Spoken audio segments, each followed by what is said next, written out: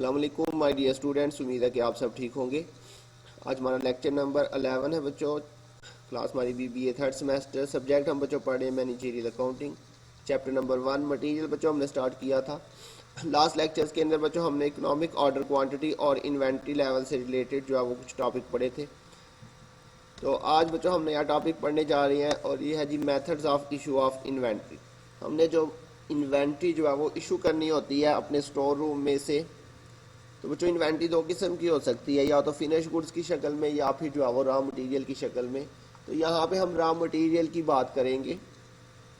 तो जब हमने बच्चों स्टोर रूम से जो है वो इन्वेंट्री, अपना मटेरियल जो है वो फैक्ट्री को इशू करना होता है प्रोडक्शन के लिए, क्योंकि सबसे पहले जब हमारे पास मटेरियल आता है वो हमारे पास बच्चों स्टोर रूम में आ जाता है। डायरेक्टली फैक्ट्री में मटेरियल जो है वो ट्रांसफ़र नहीं किया जाता, उसे स्टोर रूम में रखा जाता है और फिर जितनी जितनी ज़रूरत होती है उस हिसाब से बच्चों हम क्या करते हैं, अपनी इन्वेंट्री को स्टोर रूम से इशू करते जाते हैं। अब जब इन्वेंट्री हमारे पास बच्चों स्टोर रूम में आ जाती है तो वहाँ से जब हमने इन्वेंट्री इशू करनी होती है तो ये उसके डिफरेंट मेथड होते हैं जो हम यूज़ करते हैं इन्वेंट्री को इशू करने के लिए अपने स्टोर रूम में से। लिखा हुआ जी methods of issue of inventory. तो बच्चों ये 3 मेथड्स हम यूज़ करते हैं अपनी इन्वेंट्री को स्टोर रूम में से इशू करते वक्त। FIFO method, first in first out, LIFO method, last in last out, और वेटेड एवरेज कॉस्ट, WAC। तो ये बच्चों 3 मेथड है जो कि जनरली यूज़ होते हैं जब हम अपनी इन्वेंट्री को इशू करते हैं, चाहे हम फिनिश गुड्स को इशू कर रहे हैं चाहे रॉ मटेरियल को। दोनों के लिए ये तीनों मेथड जो है वो यूज़ हो सकते हैं। इनमें से आप कोई सा भी मेथड यूज़ कर सकते हैं। फर्स्ट इन फर्स्ट आउट में क्या होता है बच्चों, फर्स्ट इन फर्स्ट आउट जैसे कि उसके नाम से पता चल रहा है, इसमें जो हमारे पास इन्वेंट्री पहले आती है जब हमने इशू करना होता है तो पहले हम उसी को इशू करते हैं। फर्स्ट इन फर्स्ट आउट, जो इन्वेंट्री पहले आई उसे हमने पहले इशू कर देना। तो लिखा जी FIFO assume that the oldest products or material in a companies inventory have been sold or issued first. Oldest मतलब जो पहले आई थी वो हमारी ओल्डेस्ट ही है। तो जो हमारे पास प्रोडक्ट्स हैं, मटीरियल पहले आया हुआ था, जब हमने इशू करना तो हमने पहले उसको इशू कर देना। ये है जी फर्स्ट इन फर्स्ट आउट। उसके बाद बच्चों दूसरा मेथड है हमारे पास last in first out. Last in first out का क्या मतलब है कि जो सबसे एंड पे आया जब हमने इशू करना तो पहले उसको इशू करना है। Last in first out, and पे आया और पहले इशू हो जाएगा। तो कह रहा है जी LIFO method assume that the most recent products in a companies inventory have been sold or issued first. तो लाइफो मेथड में हम क्या करते हैं, जो सबसे एंड पे हमारे पास इन्वेंट्री आ रही है रॉ मटेरियल या फिनिश गुड्स की, जब हमने इशू करना है तो सबसे पहले हमने उसको इशू कर देना। और इसमें बच्चों तीसरा मेथड है जी वेटेड एवरेज कॉस्ट, या इसको हम एवरेज कॉस्टिंग भी सिंपली कहते हैं। तो under this method inventory is recorded and issued at its average price. तो इसमें बच्चों हम क्या करते हैं, जितनी भी हमारे पास ओल्ड और न्यू जो हमारे पास इन्वेंट्री होती है उनकी जो प्राइस होती है हम उसका एवरेज निकाल लेते हैं, फिर वो एक ही प्राइस हमारे पास आ जाती है। उसी प्राइस के हिसाब से बच्चों हम ओल्ड और न्यू जो है वो इशू करते जाते हैं। क्या this method is used when there is, ये 2 दफ़ा लिख दिया गया है।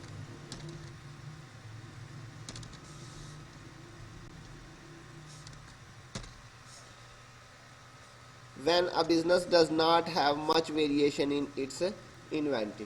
जी जो कह रहा है ये मेथड हम नॉर्मली तब यूज़ करते हैं जब हमारे पास जो इन्वेंट्री आ रही होती है नई वाली और पुराने वाली, उनकी प्राइसेस में जो है वो ज़्यादा फ़र्क नहीं होता, तो तब हम जो है वो ये वाला मेथड यूज़ कर सकते हैं। तो ये बच्चों 3 मेथड है हम जो इन्वेंट्री इशू करते हैं।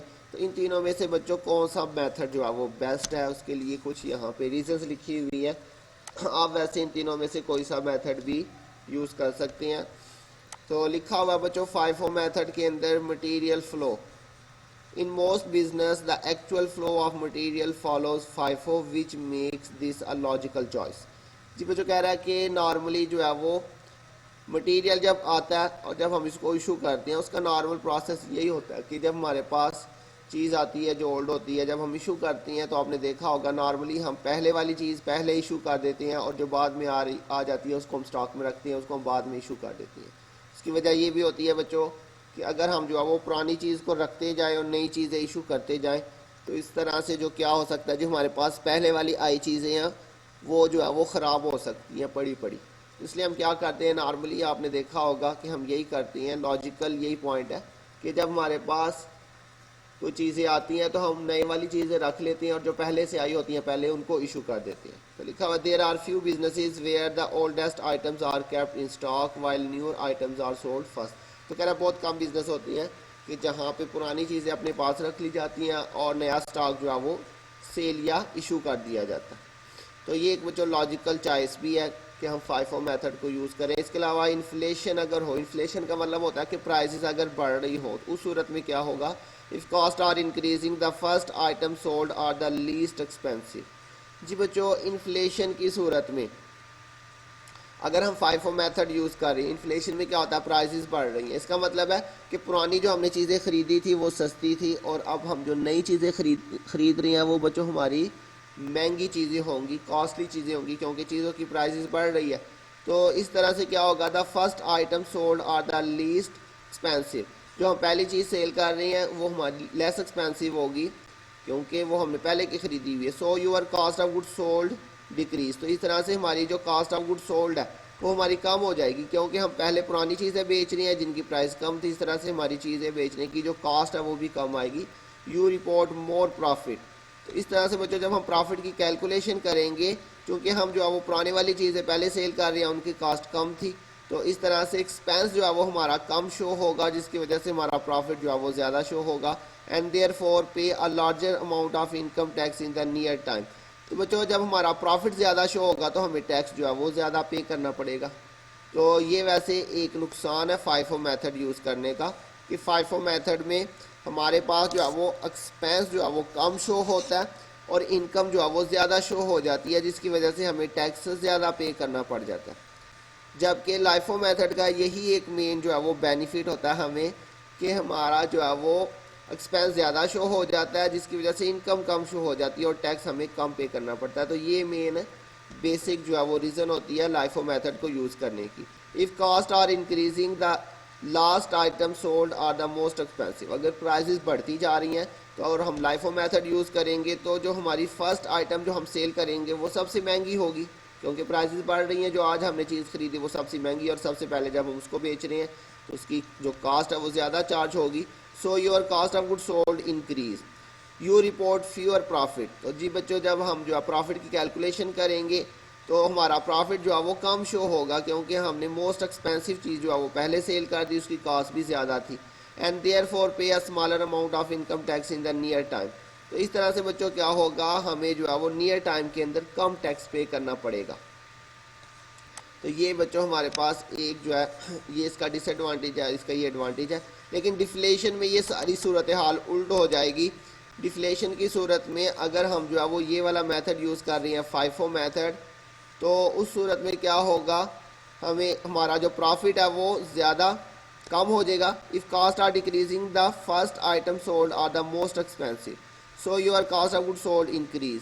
तो ये बच्चों बिल्कुल इसके उल्ट हो जाएगा। अगर हम FIFO मेथड यूज़ कर रहे हैं तो डिफ्लेशन का मतलब होता है प्राइसेस कम होना। अगर प्राइसेस कम होती जा रही है तो फर्स्ट जो हमने पहले चीज़ खरीदी थी वो एक्सपेंसिव थी, जब हम उसको सेल करेंगे हमारी कॉस्ट ज़्यादा शो होगी और इस तरह से प्रॉफिट जो है वो कम शो होगा और हमें कम टैक्स पे करना पड़ेगा। और ये बच्चों इसके उल्ट हो जाएगा, बिल्कुल इसके। क्लियर हो गया बच्चों। उसके बाद है बच्चों नेक्स्ट फाइनेंशियल रिपोर्टिंग। जो फाइनेंशियल रिपोर्टिंग क्या होती है, इंटरनेशनली जो है ना वो कुछ रूल्स होते हैं, हमने उन रूल्स को फॉलो करते हुए अपनी जो है वो फाइनेंशियल स्टेटमेंट्स बनानी होती है। फाइनेंशियल स्टेटमेंट्स बच्चों आपने लास्ट क्लासेस के अंदर पढ़ी होंगी जिसमें हमने बच्चों trading and profit and loss account बनाया था, बैलेंस शीट बनाई थी, कैश फ्लो स्टेटमेंट हमने बनाई थी बच्चों लास्ट क्लासेस के अंदर। तो बच्चों वो जो हम स्टेटमेंट्स बनाते हैं वो हमने अपनी मर्ज़ी से नहीं बनानी होती, बल्कि उन स्टेटमेंट्स को बनाने के लिए प्रॉपर जो है ना एक फॉर्मेट होते हैं, रूल्स होते हैं, उन रूल्स को हमने फॉलो करना होता है जब हमने वो स्टेटमेंट्स बनानी होती है। तो बच्चों उन रूल्स को हम कहते हैं गैप या फिर हम उसको IFRS। ये दो किस्म के जो है ना वो रूल्स हैं, स्टैंडर्ड्स हैं, इनको हम स्टैंडर्ड कहते हैं। तो नॉर्मली US के अंदर जो कंट्रीज़ आती हैं स्टेट्स आती हैं, सॉरी US के अंदर जो स्टेट्स आती हैं वो गैप यूज़ करती हैं। गैप मतलब जनरली अकाउंटिंग एक्सेप्टेड प्रिंसिपल्स, मतलब मैंने अभी आपको बता दिया ये कुछ रूल्स हैं जिनको हमने फॉलो करना होता है अपनी फाइनेंशियल स्टेटमेंट्स को बनाते हुए। और इसी तरह से बच्चों US के अलावा बाकी जो कंट्रीज़ हैं वो IFRS के रूल्स जो है उनको फॉलो करती हैं, इंटरनेशनल फाइनेंशियल रिपोर्टिंग स्टैंडर्ड्स। तो ये दो डिफरेंट किस्म के जो है ना वो स्टैंडर्ड्स हैं, रूल्स हैं। तो इन रूल्स को हमने फॉलो करना होता है। तो बच्चों बता रहा है कि देयर आर नो गैप और IFRS restrictions on the use of FIFO in reporting financial results.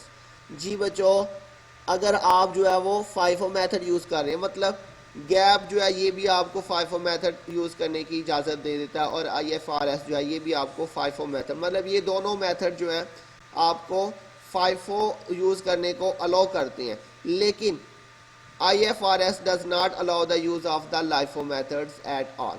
जी बच्चों, अगर आप IFRS को फॉलो कर रहे हैं तो IFRS जो है ये आपको LIFO मेथड यूज़ करने के लिए अलाउ नहीं करता, ये आपको सिर्फ FIFO मेथड अलाउ करता है।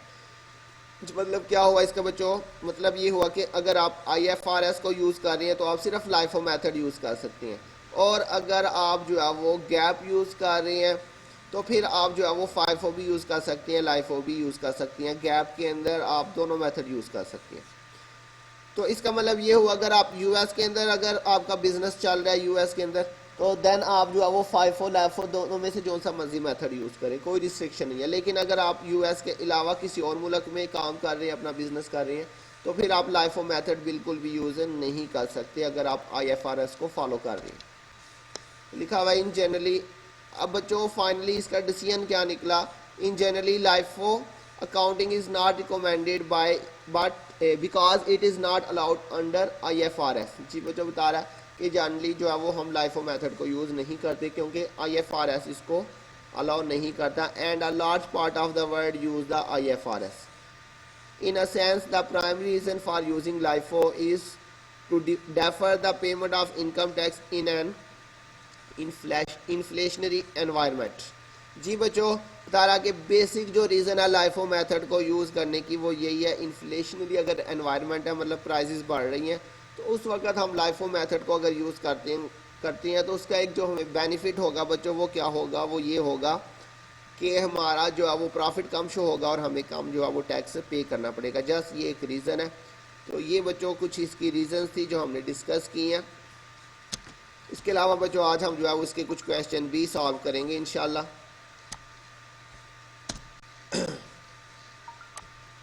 जी बच्चों, ये हमारे पास चैप्टर नंबर 8 ही चल रहा है, ये उसकी प्रॉब्लम नंबर 8.1 है। इसमें लिखा हुआ following information pertain to material M used by Al Malik industry during the month of June.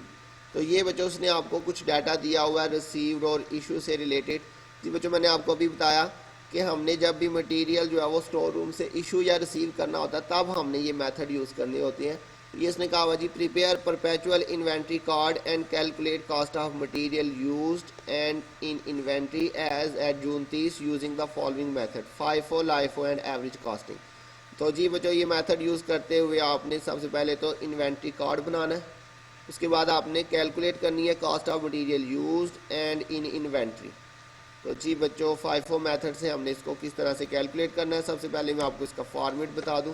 तो ये बच्चों इसका फॉर्मेट है, ये हम जो है इसका FIFO मेथड करने लगे हैं। नंबर ए में उसने कहा हुआ जी FIFO। जी बच्चों FIFO मेथड से हम इसको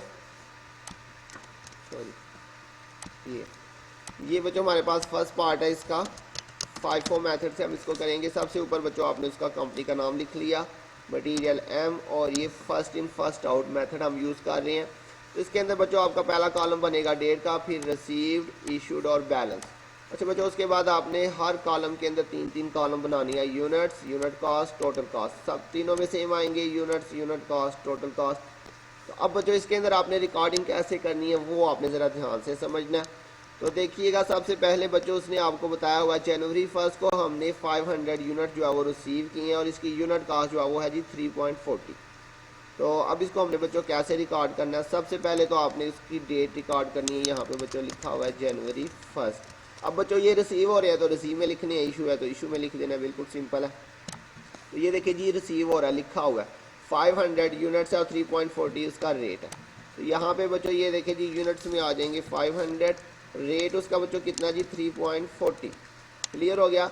यहाँ पे बच्चों टोटल कास्ट आएगी, इसके लिए आपने क्या करना है, इन दोनों अपने अमाउंट्स को मल्टीप्लाई कर देना, 500 इंटू 3.40। तो ये बच्चों 1700 आपके पास जो है इसकी कास्ट आ रही है। तो बच्चों जो भी आपने एंट्री करनी है उसको आपने आगे बैलेंस में ट्रांसफ़र करते जाना। 3.40 और ये बच्चों हमारे पास कितना आ गया था 1700। ये बच्चों हमारी एक एंट्री कंप्लीट हो चुकी है। इसी तरह से बच्चों आपने नेक्स्ट एंट्रीज करते जाना है। तो एक बात बच्चों आपने यहाँ पे एक बात याद रखनी है कि जब भी आपने नेक्स्ट एंट्री करनी है आपने इसको जो है वो अंडरलाइन कर देना। आपने पिछली एंट्री को क्या करना है अंडरलाइन। जब भी आपने नेक्स्ट एंट्री करनी है तो लास्ट एंट्री को आपने अंडरलाइन कर देना।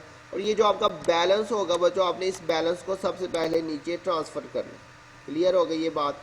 अच्छा बच्चों यहाँ पे दो सिचुएशन है, एक तो रिसीव्ड है और एक इशूड है। तो बच्चों ये पॉइंट यहाँ पे आपने याद रखना है। अगर आप यूनिट्स जो है वो रिसीव कर रहे हैं तो आपने क्या करना है बच्चों, आपने सबसे पहले जो है वो आपने बैलेंस को ट्रांसफ़र करना है। क्या करना है बच्चों, फर्स्ट जो है वो आपने बैलेंस ट्रांसफ़र करना है। उसके बाद बच्चों आपने क्या करना है देन न्यू एंट्री। देन आपने न्यू एंट्री करनी है रिसीव की सूरत में। अगर आप इशू करते हैं तो बच्चों इशू में आपने क्या करना है, फर्स्ट न्यू एंट्री और फिर उसके बाद आपने बैलेंस जो है वो ट्रांसफ़र करना है। ये भी आपको करके बताता हूँ फिर आपको ज़्यादा क्लियर हो जाएगा। तो बच्चों देखिए ज़रा नेक्स्ट एंट्री के अंदर उसने क्या किया, जनवरी 10 को उसने फिर जो है वो 150 यूनिट जो है वो रिसीव किए। तो अब ज़रा ये बात देखिएगा, मैंने आपको बताया जब भी हमने नई एंट्री करनी है पहले तो आपने इसको अंडरलाइन करके जो है वो क्या करना है। अगर तो आप रिसीव कर रहे हैं तो आपने पहले जो है वो बैलेंस ट्रांसफ़र करना है, उसके बाद एंट्री करनी है। ये आपका बैलेंस है, पहले आपने ये बैलेंस नीचे ट्रांसफ़र करना है 3.40 और 1700। अब इसके बाद आपने नई एंट्री पास करनी है। यहाँ पे नई एंट्री की डेट है बच्चों आपके पास कितनी है, जनवरी 10। तो ये आपके पास जनवरी 10 है बच्चों। अब देखिए बच्चों कितने यूनिट्स रिसीव हुए आपके पास, 150 यूनिट्स और 4 उसका रेट है 150 और प्राइस इसकी बच्चों कितनी है 4। तो ये मल्टीप्लाई कर लेंगे इसको 150 इंटू 4। अब बच्चों इस बैलेंस को भी आपने आगे जो है वो ट्रांसफ़र कर देना है ऐसे ही और ये आपके पास 600। क्लियर हो गई बच्चों। तो ये देखिए मैंने बताया जब भी आपने न्यू एंट्री करनी है पहले आपने इसको अंडरलाइन करना है। अगर आप रिसीव कर रहे हैं तो पहले आपने क्या करना है, फर्स्ट बैलेंस ट्रांसफ़र। आपने पहले ये वाला पिछला जो बैलेंस है वो ट्रांसफ़र करना है, उसके बाद आपने ये न्यू एंट्री पास करनी है। क्लियर हो गई बात बच्चों। अब इसके बाद बच्चों फिर से आपने इसको क्या कर देना है, अंडरलाइन कर देना। अब उसके बाद क्या हुआ, नेक्स्ट जो है वो जनवरी 15 को अब हम इशू कर रही हैं 250 यूनिट्स इशू। तो जनवरी 15।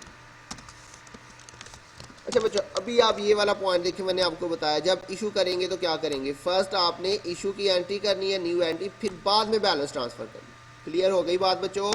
जब रिसीव करेंगे तो पहले आपने बैलेंस को नीचे लिख देना ऊपर से और फिर उसके बाद आपने नई एंट्री रिकॉर्ड करनी है। लेकिन जब आप इशू करेंगे तो पहले आपने यहाँ पे एंट्री पास करनी है और उसके बाद फिर आपने जो बैलेंस है वो नीचे ट्रांसफ़र करना है। अब बच्चों हमने कितने यूनिट्स इशू करने हैं, 250 हमने टोटल यूनिट्स इशू करने हैं। अब बच्चों फर्स्ट इन फर्स्ट आउट का इस्तेमाल हम करने लगे हैं, फर्स्ट इन फर्स्ट आउट। 250 हमने टोटल यूनिट्स इशू करने हैं। अब बच्चों हमारे पास बैलेंस में 500 यूनिट्स ये पड़े हुए हैं और 150 यूनिट्स ये वाले पड़े हुए हैं। तो अब हमने 250 यूनिट्स इशू करने हैं। तो बच्चों कहाँ से करेंगे, इसमें से करेंगे या इसमें से। तो इसके लिए बच्चों ये मेथड लिखा हुआ है फर्स्ट इन फर्स्ट आउट। मतलब ये वाले पहले आए थे तो आपने पहले इसमें से इशू करना, अगर इसके इशू करने के बाद अगर मज़ीद हमने इशू करने हुए तो फिर यहाँ से करेंगे। तो ये फर्स्ट इन फर्स्ट आउट है बच्चों। क्लियर हो गया। तो 250 यूनिट्स हमने इशू करनी है, कौन से वाले करेंगे बच्चों, इसमें से। और इसका रेट कितना था 3.40। तो ये 3.40 इसका रेट आ जाएगा और इसको आपस में मल्टीप्लाई करें तो 250 इंटू 3.40। अब बच्चों अब आपने ये इशू कर लिया, ये मैंने बताया फर्स्ट आपने एंट्री कर लिया, अब आपने बैलेंस ट्रांसफ़र करना। अब जब बच्चों यहाँ पे बैलेंस ट्रांसफ़र करेंगे तो देखें ये 500 टोटल थे जिसमें से आपने 250 इशू कर दिया। अब इस 500 में से कितना बैलेंस बचा आपके पास, 250 इधर से बच गया। इस 500 में से आपने ये 250 माइनस किया तो 250 बैलेंस बच गया। इसका रेट बच्चों ये वाला आ जाएगा 3.40 और बच्चों 250 को आपने मल्टीप्लाई किया 3.40 से तो ये आपके पास 850 इसकी वैल्यू आ गई। और बच्चों ये जो 150 यूनिट्स है ये सेम एज इट इज़ नीचे जो है वो आ जाएंगे 600, क्योंकि इसमें से हमने कुछ भी जो है वो इशू नहीं किया। इसमें से हमने 250 यूनिट्स इशू किए, first in first out method था, तो नीचे वाले यूनिट जो है वो सेम के सेम जो है वो नीचे ट्रांसफ़र हो गए। अब ये हमारी एंट्री जो है वो क्या हो गई, कंप्लीट हो गई। अब उसके बाद बच्चों नेक्स्ट एंट्री में देखें, उसने 25 जनवरी को फिर से जो है वो रिसीव किए 300 यूनिट्स। 25 जनवरी, जी बच्चों 25 जनवरी को वो फिर से जो है वो यूनिट्स रिसीव कर रहा है। तो मैंने अभी आपको बताया जब भी बच्चों आपने रिसीव करना है तो क्या करेंगे, पहले आपने बैलेंस ट्रांसफ़र करना है। ये अब हम रिसीव करने लगे हैं, तो रिसीव करने से पहले आपने ये पिछला balance same as it is नीचे ट्रांसफ़र कर देना। 250 इंटू 3.4 और इन 850 आ जाएगा इसका टोटल, और इसी तरह से 150 ये वाला, और इसकी जो प्राइस थी 4 और इंटू 600। जब भी बच्चों आपने रिसीव करना, पहले आपने पिछला सारा बैलेंस, ये वाला बैलेंस जो है वो सारा आपने नीचे ट्रांसफ़र कर देना, जो पिछला बैलेंस होगा। उसके बाद बच्चों अब आपने क्या करना है, अब आपने नई एंट्री पास करनी है इसकी जनवरी 25 को। अब फिर से हमने बच्चों कितने यूनिट्स रिसीव किए, अब हमने 300 यूनिट्स जो है वो रिसीव किए हमने, 300 यूनिट्स, और इसका रेट था बच्चों 4.50। 4.50 मल्टीप्लाई करेंगे 300 इंटू 4.50, तो ये आपके पास बच्चों 1350। अब आपने इसको भी आगे जो है वो क्या करना है, ट्रांसफ़र कर देना 4.50 और 1350। अब बच्चों ये हमारी एंट्री कंप्लीट हो गई, फिर इसको अंडरलाइन कर लेते हैं। उसके बाद बच्चों नेक्स्ट जो है वो फिर क्या हुआ, फिर हमने इशू किया 400 यूनिट्स, और डेट आपके पास है बच्चों जनवरी 30। तो बच्चों जब इशू करेंगे तो पहले क्या करेंगे, पहले एंट्री करेंगे। जब इशू करेंगे तो पहले एंट्री, फिर बाद में बैलेंस। जनवरी 30 को बच्चों अब इशू कर रहे हैं, पहले क्या करेंगे, एंट्री पास करेंगे। कितने यूनिट्स टोटल इशू कर रहे हैं, 400 यूनिट्स। तो बच्चों 400 यूनिट्स, मेथड कौन सा है, फर्स्ट इन फर्स्ट आउट। यहाँ से इशू करेंगे सबसे पहले, 400 हमने टोटल इशू करने हैं।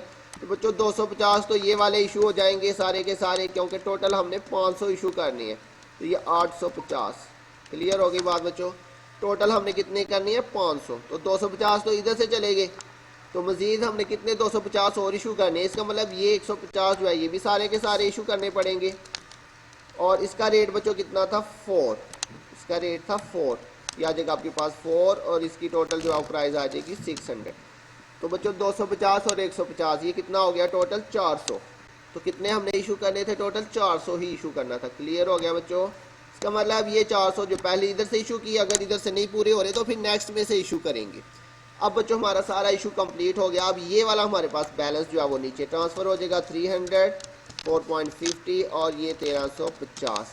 जी बच्चों ये वाला भी हमारा इशू हो गया, ये भी इशू होकर ख़त्म हो गया। बैलेंस में सिर्फ क्या बचा, 300। तो ये 300 हमने नीचे ट्रांसफ़र कर लिया। तो ये बच्चों हमारे पास, अब इसको आपने क्या करना है, अंडरलाइन। तो ये हमारा बच्चों क्वेश्चन जो है ये वाला पार्ट जो है वो कंप्लीट हो गया। इसी तरह से बच्चों आपने ये सारे पार्ट करने हैं।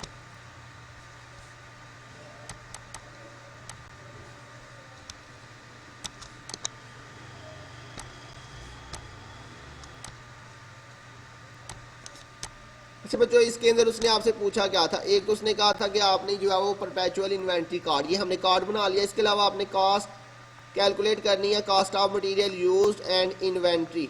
जी बच्चों कास्ट ऑफ मटेरियल यूज्ड आपने कैलकुलेट करनी है।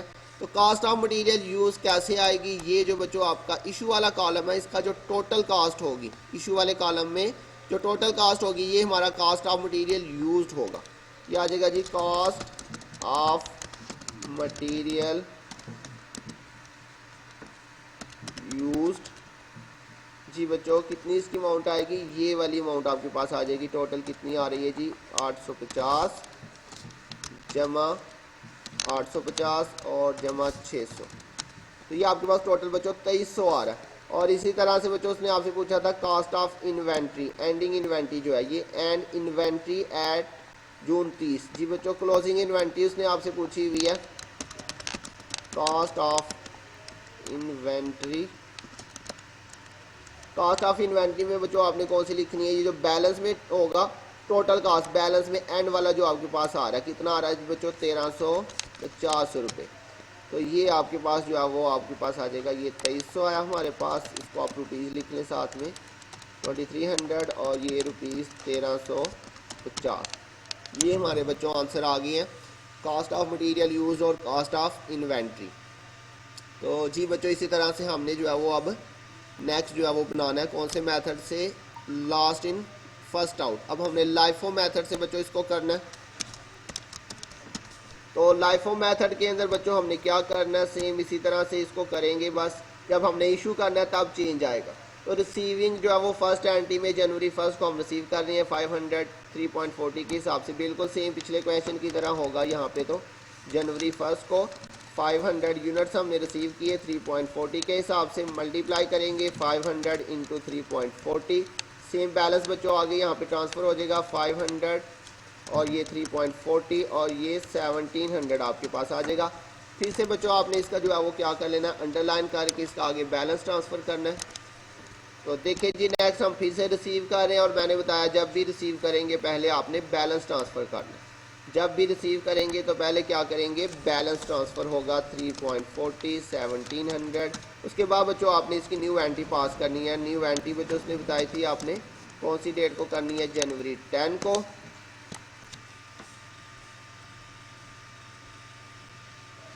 कितने बच्चों यूनिट्स रिसीव हो रहे हैं, 150 यूनिट्स रिसीव हो रहे हैं हमें 150 और इसका रेट बच्चों कितना जी 4 रेट है हमारे पास इसका 4।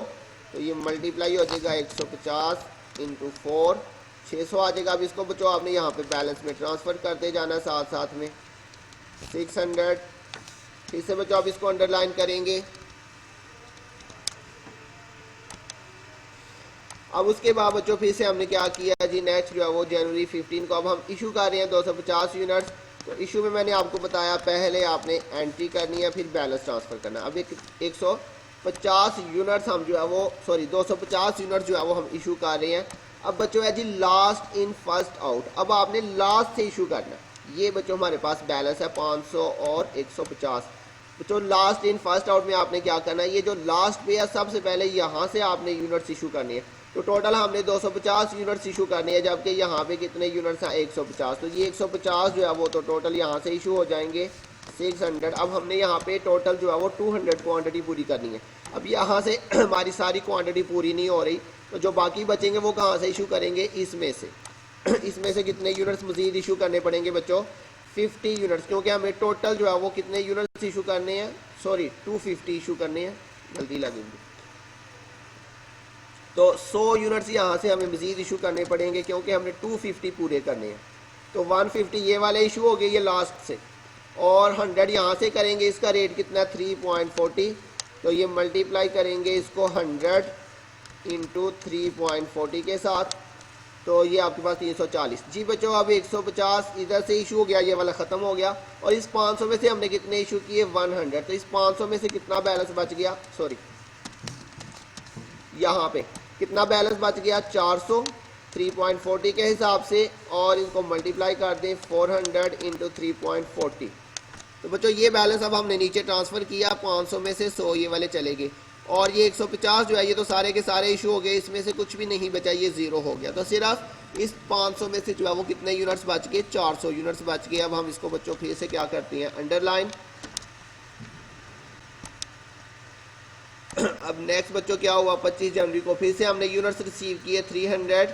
तो बच्चों जब भी यूनिट्स रिसीव करेंगे मैंने आपको बताया पहले आपने पिछला बैलेंस जो है वो नीचे ट्रांसफ़र कर देना 1360। उसके बाद बच्चों आपने न्यू एंट्री पास करनी है। अब न्यू एंट्री करेंगे जनवरी 25 को जाके, और कितने बच्चों न्यू यूनिट्स रिसीव हो रहे हैं 300 इंटू 4.50। ये आ जाएगा 300 इंटू 4.50, 300 इंटू 4.50। तो जी बच्चों अब इसको फिर से आपने बैलेंस में लिख देना है 4.50 और ये 1350। इसको बच्चों फिर से अंडरलाइन कर लेंगे। उसके बाद बच्चों जनवरी 30 को हमने फिर से 400 यूनिट जो है वो क्या करनी है, इशू करनी है। तो बच्चों जब इशू करेंगे मैंने बताया पहले हमने एंट्री पास कर लेनी है, 400 इशू कर रहे हैं। तो बच्चों लास्ट इन फर्स्ट आउट है, तो लास्ट से आपने इशू करना है। ये 300 है, टोटल हमने 400 इशू करनी है, तो लास्ट से करनी है, क्योंकि मेथड कौन सा है, लास्ट इन फर्स्ट आउट। तो ये लास्ट से करेंगे, जो बैलेंस होगा उसमें से आपने एंड से शुरू करना है। तो 300 तो ये वाले इशू हो जाएंगे फुल 4.50 के हिसाब से 1350। टोटल कितने इशू करने हैं बच्चों 400। तो मज़ीद हमें कितने इशू करने की ज़रूरत है 100। तो 300 तो ये इशू कर दिए, तो ये 400 पड़े हुए हैं, इसमें से हम क्या करेंगे मज़ीद 100 इसमें से इशू कर देंगे। इसका रेट कितना था 3.40 और ये बच्चों मल्टीप्लाई कर लेते हैं 100 इंटू 3.40 तो ये 340 आ जाएगा। अब बच्चों बैलेंस जब नीचे उतारेंगे तो ये 400 में से 100 इशू हो गया, यहाँ से बच्चों कितना बच गया 300 इसमें से बच गया। इसका रेट था 3.40 और 1360 इसकी वैल्यू आज, सॉरी 1360 नहीं, ये चेंज हो जाएगी 300 इंटू 3.40 जी 1020। और बच्चों ये जो 300 था ये सारा का सारा इशू हो चुका था, इसमें से 0 बचा, तो ये भी बच्चों हमारे पास जो है वो कंप्लीट हो गया। अब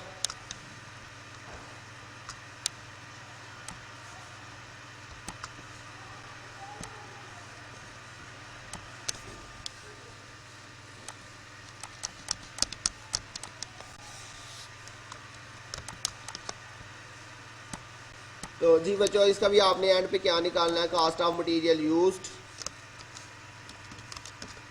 कॉस्ट ऑफ मटेरियल यूज्ड कैसे आएगा बच्चों, ये जो आपके पास मैंने बताया इशू वाला कॉलम है इसका आपने टोटल करना है। इसमें बच्चों कितना 600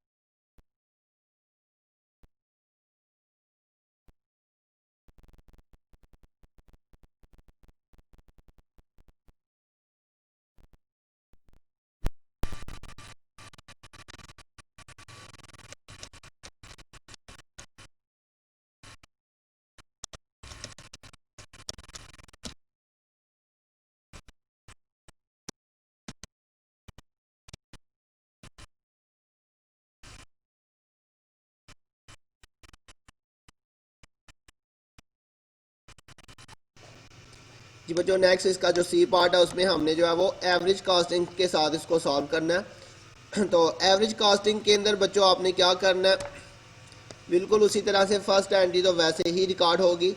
जनवरी 1 को उसने बच्चों रिसीव किए हैं 500 यूनिट 3.40 के हिसाब से, तो इसको आपने बच्चों बिल्कुल वैसे ही रिकॉर्ड कर लेना। यहाँ पे आ जाएगा जनवरी 1 500 यूनिट्स 3.40 के हिसाब से मल्टीप्लाई करेंगे इसको 500 इंटू 3.40 तो ये 1700 आ जाएगा। इसको बच्चों आपने बैलेंस में ट्रांसफ़र कर देना जिस तरह पहले किया था 3.40 के हिसाब से 1700। जी बच्चों इसको आपने अंडरलाइन कर देना है। अच्छा बच्चों एवरेज कास्टिंग के अंदर आपने क्या करना है, चाहे रिसीव्ड हो चाहे इशूड हो, आपने हमेशा पहले एंट्री करनी है बाद में बैलेंस उतारना है। ये बात याद रखनी है बहुत अच्छे से कि जब भी आपने एवरेज कास्टिंग करना है उसमें चाहे रिसीव्ड हो चाहे इशूड हो, पहले एंट्री करेंगे बाद में बैलेंस ट्रांसफ़र करेंगे, जबकि हम फाइफो और लाइफो में जो है वो डिफरेंट तरीके से करते थे। तो यहाँ पे देखें बच्चों नेक्स्ट उसने जो है वो फिर से 150 यूनिट्स रिसीव किए हैं 4 के हिसाब से 400 units sorry 150 units at a rate 4 100 sorry 150 units 150 units at a rate क्या बच्चों इसका 4। तो ये बच्चों मल्टीप्लाई कर देंगे 150 इंटू 4 ये बच्चों 600 आ गया। अब बच्चों ये एवरेज मेथड है, एवरेज मेथड के अंदर आपने क्या करना है, आपने यूनिट्स को प्लस कर लेना। ये देखिए आपके पास 500 यूनिट्स पहले के पड़े हुए हैं और 150 हमारे पास न्यू आए हैं, तो ये 500 और 150 टोटल 650 बन जाएंगे। यूनिट कास्ट आपने यहाँ पे नहीं लिखनी, यहाँ पे आपने लिखना है ये टोटल 1700 इसका जो टोटल था, और प्लस ये जो आपके पास न्यू टोटल कास्ट आई है, टोटल कास्ट भी आपने प्लस कर लेनी है 600। अब बच्चों यूनिट कास्ट जो है वो आपने दोबारा से निकालनी है। वो आपने कैसे निकालनी है, इसकी जो टोटल कास्ट आई है 2300, इसको आपने जो टोटल यूनिट्स आई है 650 उसके ऊपर डिवाइड करके एक नई यूनिट कास्ट निकाल लेनी है। तो ये बच्चों आपके पास आ जाएगी एवरेज कास्ट। ये देखिए ये एवरेज मेथड है, तो ये आपके पास एवरेज कास्ट आ गई। इस तरह से बच्चों इसमें आपने करना है इस मेथड के अंदर। उसके बाद बच्चों 15 जनवरी को हमने 250 यूनिट्स जो है वो इशू करने हैं। ये डेट आ जाएगी जनवरी 15। तो मैंने आपको बताया एवरेज मेथड के अंदर चाहे इशू हो चाहे रिसीव हो, पहले एंट्री करेंगे कितने यूनिट्स इशू कर रहे हैं बच्चों, 250। ये आ जाएंगे 250। अच्छा बच्चों यहाँ पे आपके पास दो बैलेंस नहीं है, सिर्फ एक ही बैलेंस है, उसी में से आपने इशू करनी है। उसका रेट है 3.54। तो ये अपने बच्चों ये वाला बैलेंस लेना, ये वाला नहीं लेना। ये 650 टोटल आ गया, इसका रेट आ गया 3.54। इसमें से आपने बच्चों 250 यूनिट जो है वो इशू कर देने हैं इंटू 3.54 के हिसाब से। अब बच्चों 650 में से 250 हमारे पास इशू हो गए, वो माइनस कर देंगे 250, तो बाकी जो है वो 400 बच गए। तो 3.54 यही वाला इसका रेट आ जाएगा, 400 इंटू 3.54। अच्छा बच्चों आपने ये जो एवरेज प्राइस निकालनी है ये आपने कब निकालनी है, जब आपको रिसीव होंगे फिर आपने निकालनी है, जब इशू होंगे फिर आपने नहीं निकालनी। जब इशू करेंगे फिर आपने ये प्राइस नहीं निकालनी, रिसीव होने पे आपने निकालनी है। उसके बाद बच्चों नेक्स्ट देखिए जी जनवरी 25 को हमने फिर 300 यूनिट्स जो है वो रिसीव किए। तो ये आ जाएगा जनवरी 25 को 300 यूनिट्स आप रिसीव कर रहे हैं बच्चों। रेट उसका कितना जी 4.50, मल्टीप्लाई करेंगे 300 इंटू 4.50, तो ये 1350 आ गया। फिर से बच्चों यहाँ पे अब बैलेंस आएगा। अब बच्चों रिसीव हो रही है तो 400 और ये 300, ये प्लस हो गया कितना बन जाएगा 700। इसकी टोटल कास्ट यहाँ पे आ जाएगी बच्चों ये 1416 और जमा ये वाली बच्चों 1350। अब बच्चों फिर से इसकी यूनिट कास्ट निकालेंगे 2766 डिवाइडेड बाय 700। जब भी यूनिट्स रिसीव होंगे तो आपने बच्चों ये प्राइस निकालनी, जब इशू करेंगे फिर आपने नहीं निकालनी। उसके बाद बच्चों उसकी लास्ट एंट्री है, लास्ट एंट्री के अंदर उसने जनवरी 30 को कहा हुआ, फिर हमने 400 यूनिट जो है वो इशू करनी है जनवरी 30 को, जनवरी 30। अब इशू करनी है 400 यूनिट, तो बच्चों किस में से इशू होंगे, 700 में से 3.95 के हिसाब से ये इशू हो जाएंगे 400 इंटू 3.95। तो बाकी बच्चों यहाँ पे कितने बच गए, 700 में से 400 इशू कर दे तो 300 आपके पास बाकी बच गए। 3.95 के हिसाब से 300 इंटू 3.95, तो ये आपके पास 1185 आपके पास यूनिट्स आ जाएंगे बाकी। जी बच्चों ये हमारा कंप्लीट हो गया, इसको क्लोज कर देते हैं नीचे से। तो ये बच्चों आपके पास जो टोटल कास्ट है ये आपने इसका टोटल कर लेना। कास्ट ऑफ मटेरियल यूज्ड आ जाएगा आपके पास, ये आ जाएगा 885 प्लस 1580। और इसी तरह से कास्ट ऑफ इन्वेंट्री आ जाएगी बच्चों कौन से वाली, ये वाली आपने लेनी है ₹1185। इधर भी आपने रुपीज़ लिख लेना है। जी बच्चों ये हमारे पास तीनों रिक्वायरमेंट जो है वो कंप्लीट हो चुकी हैं। जी बच्चों नेक्स्ट क्वेश्चन जो है वो भी इसी तरह से है, वो आपने खुद सॉल्व करना है। मैं आपको क्वेश्चन रीड करवा देता हूँ। इसमें भी देखिए बच्चों उसने आपसे यही पूछा हुआ है 5 लाइफ फॉर एवरेज कॉस्टिंग। इसमें बच्चों उसने आपको सबसे पहले जो है वो इन्वेंट्री जुलाई 1 को 300 यूनिट्स बताए हुए हैं। इसमें बच्चों आपने क्या करना है, जो इन्वेंट्री है उसे आपने डायरेक्टली जब करेंगे तो आपने यहाँ पे रिसीव वाले कॉलम में नहीं लिखना, उसको आपने डायरेक्टली जो है वो बैलेंस वाले कॉलम में लिख लेना। उसके बाद बच्चों आपने नेक्स्ट जो है वो एंट्री शुरू कर लेनी है। रिसीव करेंगे तो आपने पहले ये बैलेंस जो है वो नीचे उतार लेना है और उसके बाद फिर आपने उसमें रिसीव करके एंट्री कर लेनी है। इसी तरह से बाकी जो है वो सारी एंट्रीज ऐसे ही होंगी। तो ये बच्चों इसमें बस उसने क्या किया, थोड़ा चेंज किया। इसके अलावा उसने क्या किया, रिसीव वाली एंट्री सारी अलहदा कर दी, इशू वाली जो है वो अलहदा कर दी, लेकिन आपने डेट के हिसाब से एंट्रियाँ करनी है। देखिए पहले जुलाई 1 की एंट्री हो जाएगी, फिर जुलाई 5 की, फिर जुलाई 10, फिर जुलाई 15 को इशू की एंट्री करेंगे, फिर जुलाई 20 को रिसीव की और फिर जुलाई 25 को इशू की एंट्री। तो बच्चों मैं आपको इसका सोल्यूशन भी सेंड कर दूंगा, आपने खुद इसको सॉल्व करना है। ना समझ आए तो आप सोल्यूशन से देख लीजिएगा। तो मुझे उम्मीद है बच्चों आपको समझ आ गई होगी। अगर किसी पॉइंट की नहीं समझ आई तो आप पूछ सकते हैं। अपना ध्यान रखिएगा, बहुत जल्द मिलेंगे नेक्स्ट लेक्चर के साथ। तब तक के लिए अल्लाह हाफिज़।